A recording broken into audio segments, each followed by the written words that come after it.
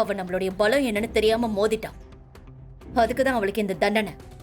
ஆமா மேடம், கரெக்டா பாரதி அரெஸ்ட் ஆன டைம்ல ஆதி வீட்ல இல்லாம போனதுதான் நல்லதா போச்சு. இல்லனா ஆதி தேவையில்லாம பிரச்சனை பண்ணி கண்டிப்பா இதை சொதப்பிருப்பாரு. இனிமேலாம் பாரதியை பத்தி நம்ம கவலைப்பட தேவையில்லை. இந்த கேஸ்ல நம்ம செட் பண்ணிருக்கிற ஆதாரம் எல்லாமே பாரதிக்கு அகைன்ஸ்டா தான் இருக்கு. அவளால இந்த கேஸ்ல இருந்து வெளியே வரவே முடியாது. இருந்தாலும் நாம் அப்படி அசால்ட்டா இருக்க முடியாது பவானி. உடனடியா ஆதிக்கும் மித்ராவுக்கும் கல்யாணத்தை பண்ணி ஆகணும். அதான் நமக்கு சேஃப்.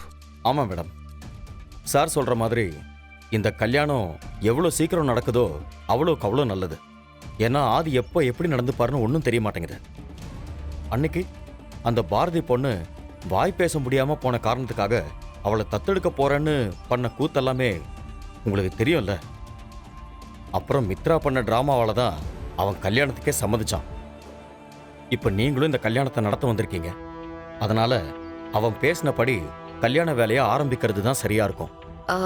ஆனா ஆதிக்கு பாரதியோட அரெஸ்ட் பத்தி தெரிஞ்சா கண்டிப்பா சும்மா இருக்க மாட்டாரே. வானத்துக்கும் பூமிக்குள்ள குதிப்பாரு. பாரதியை காப்பாத்த போறேன் அது இதுன்னு கண்டிப்பா ஏதாச்சும் பிரச்சனை பண்ணதான் போறாரு. இந்த கல்யாணம் நடக்கிற வரைக்கும் ஆதிக்கு நம்ம மேல எந்த சந்தேகமும் வந்துடக்கூடாது. தெரிஞ்சிருச்சுன்னா அப்புறம் மொத்த காரியமும் கெட்டு போயிடும். தோரா கொஞ்ச நாள் முன்னாடி வரைக்கும் நம்ம ஆபீஸ்ல தான் வேலை பார்த்திருக்கா. அவன் யாருன்னு எங்களுக்கு தெரியாது. நீ எங்களை கேள்வி கேட்கறத பார்த்தா ஏதோ எங்களை சந்தேகப்படுற மாதிரிலாம் இருக்கு. பாரு மித்ரா, இந்த விஷயத்துல எனக்கு யாரை நம்புறது யாரை நம்பக்கூடாதுன்னு எதுவுமே தெரியல. பக்காவா பிளான் பண்ணி பாரதியை மாட்டி விட்டுருக்காங்க. இந்த கேஸ்ல எனக்கு ஒரு கிளாரிட்டி கிடைக்கிற வரைக்கும் என்னால் யாரையுமே நம்ப முடியாது. யாரை பார்த்தாலும் சந்தேகமாக தான் இருக்கு. இங்க பாருங்க, நீங்க மனசுல என்ன வச்சுக்கிட்டு இப்படிலாம் பேசுறீங்கன்னு எனக்கு நல்லா தெரியும். நான் ஓப்பனாவே சொல்றேன், பாரதியை எங்க யாருக்குமே பிடிக்காது. அதுல எந்த மாற்று கருத்தும் யாருக்கும் கிடையாது. ஆனா அதுக்காக இந்த மாதிரி முட்டாள்தனமா ஒருத்தரை கொன்னுட்டு அந்த பழிய பாரதி மேல போடணும்னு யோசிக்கிற அளவுக்கெல்லாம் நாங்க ஒன்றும் மோசமானவங்க கிடையாது. முதல்ல எங்க மேல நம்பிக்கை இல்லாம பேசுறதை நிறுத்துங்க. எங்களுக்கு நீங்க மித்ராவை கல்யாணம் பண்ணிக்கிட்டு சந்தோஷமா இருக்கணும். இந்த மாதிரி கேவலமான வேலையெல்லாம் நாங்க பண்ணவே மாட்டோம்.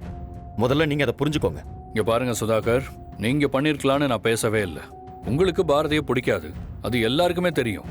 இதை காரணமா வச்சு வேற யாராவது பாரதிக்கு எதிரா இந்த மாதிரி சதி பண்ணிருக்கலாம்ல, அந்த அர்த்தத்துல தான் நான் கேட்டேன்.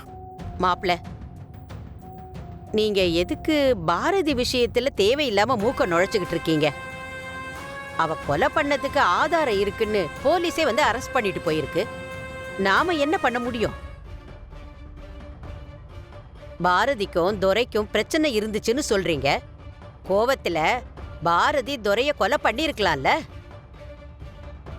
இதையெல்லாம் என்ன ஏதுன்னு ஆராய்ச்சி பண்றதை விட்டுட்டு நீங்க பேசாம இருக்கிறது தான் நல்லது. ஊர்ல இருந்து உங்க கல்யாணத்தை நடத்தி வைக்க உங்க சித்தப்பாவும் சித்தியும் ஆசாசையா வந்திருக்காங்க. இந்த மாதிரி நேரத்துல தேவையில்லாத பிரச்சனையை இழுத்து போட்டுக்கிட்டு சுத்துறீங்க. பாட்டி, நீங்க சொல்ற மாதிரி எல்லாம் பாரதிக்கு என்ன நடந்தாலும் பரவாயில்லன்னு என்னால இருக்க முடியாது. அப்படி நான் இருக்கவும் மாட்டேன். பாரதி இப்படி ஒரு சிக்கல்ல மாட்ட வச்சது யாருன்னு நான் கண்டுபிடிக்காம விட மாட்டேன். அவங்கள ஜெயில இருந்து வீட்டுக்கு கூட்டிட்டு வர வரைக்கும் எனக்கு வேற எந்த வேலையும் கிடையாது. ஆதி, நானும் வந்ததுல இருந்து பாத்துக்கிட்டு தான் இருக்கேன். நீ எதுக்காக இவ்வளவு டென்ஷன் ஆகுற? அந்த பாரதி உன் ஆபீஸ்ல வேலை செய்யற சாதாரண அக்கௌண்டன்ட். அந்த பொண்ணுக்கு ஏற்கனவே நிறைய ஹெல்ப் பண்ணிருக்க. அதுவே பெரிய விஷயம். யாரையும் கொலை பண்ணிருக்காங்கன்னு சொல்லி தான் அரெஸ்ட் பண்ணிருக்காங்க. இந்த பிரச்சனையில இருந்து நீ விலகி இருக்கிறது தான் உனக்கு நல்லது. சித்தி, யாருக்கு என்ன நடந்தாலும் பரவாயில்லன்னு என்னால சுயநலமாலாம் இருக்க முடியாது. பாரதியை பத்தி எனக்கு நல்லா தெரியும். நீங்க நினைக்கிற மாதிரி அவங்க ஆபீஸ்ல வேலை செய்யற ஒரு சாதாரண ஸ்டாஃப் கிடையாது. அவங்களும் இந்த குடும்பத்துல ஒருத்தவங்க மாதிரி தான். பாரதி 2 குழந்தைங்களோட அம்மா. அவங்களுக்காக நான் எவ்வளவு பெரிய ரிஸ்கையும் எடுக்க தயாரா இருக்கேன்.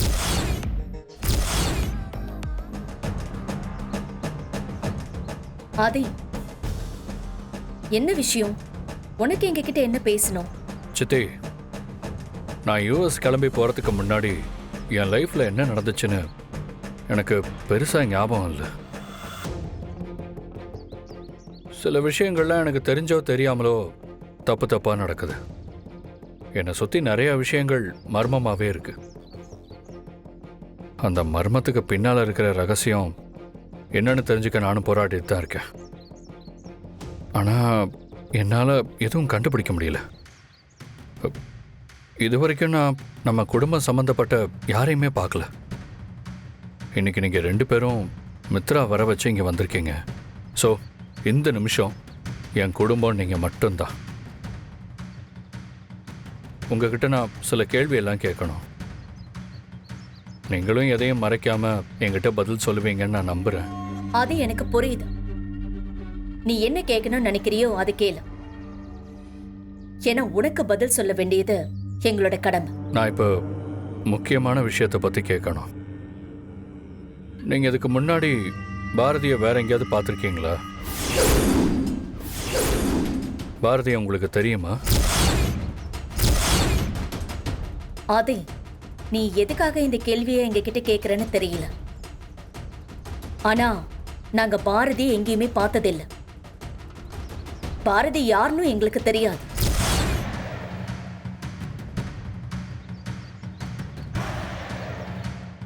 சித்தி சித்தப்பா 2 பேருக்குமே கண்டிப்பாக பாரதி யாருன்னு தெரிஞ்சிருக்கு.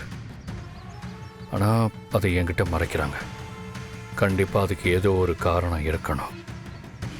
ஆமா ஆதி, எங்க 2 பேருக்கும் பாரதி யாருன்னு தெரியாது. போஸ்ட்மார்ட்டமுக்கு வந்த துரையோட பாடியை நான் எக்ஸாமைன் பண்ணப்போ துரையோட உடம்புல 2 இடத்துல ஆழமா கத்தி குத்து இருந்துச்சு. அது மட்டும் இல்லாம அதுக்கு முன்னாடி துரையோட தலையில இரும்பு ராடால பலமா அடிச்சிருக்காங்க. அந்த கம்பியில துரையோட பிளட் ஸ்டெயின் இருந்தது. கம்பியில பாரதியோட கைரேகையும் இருந்தது. அதே மாதிரி குத்துப்பட்ட கத்தியிலையும் பாரதியோட கைரேகைய ஃபாரன்சிக் ஐடென்டிஃபை பண்ணியிருக்காங்க. துரைய கம்பியால தலையில அடிச்சு கத்தியால குத்தி கொன்னதுக்கு அப்புறமா அந்த பாடி இழுத்துட்டு வந்து பக்கத்துல இருக்கிற காட்டுல வச்சு பெட்ரோல் ஊத்தி எரிச்சிருக்காங்க.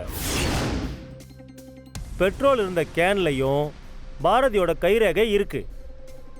அந்த பக்கமா வந்தவங்க காட்டுல புகை வருதுன்னு பார்த்ததுக்கு அப்புறமா தான் துரையோட பாடி எரியறத பார்த்து போலீஸ்க்கு இன்ஃபார்ம் பண்ணியிருக்காங்க. அந்த இடத்துக்கு போன போலீஸ் நைட்டோட நைட்டா பாதி எரிஞ்சு போன துரையோட டெட் பாடியை தான் ஹாஸ்பிட்டலுக்கு எடுத்துட்டு வந்தாங்க. நான் தான் அந்த பாடியை எக்ஸாமின் பண்ணி ஃபர்ஸ்ட் ரிப்போர்ட் கொடுத்தேன். எல்லாம் சரிதான் சார். ஆனால் அந்த பாடி துரையோட தானே எப்படி நீங்கள் கன்ஃபார்ம் பண்ணீங்க?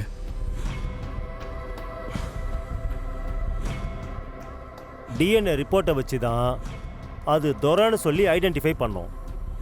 ஜெயிலில் துரையோட கம்ப்ளீட் மெடிக்கல் ரிப்போர்ட்டை வச்சு தான் அதையும் இங்கே கிடைச்ச ரிப்போர்ட்டையும் வச்சு கிராஸ் எக்ஸாமின் பண்ணி தான் துரை தான் இறந்ததுன்னு கண்டுபிடிச்சோம்.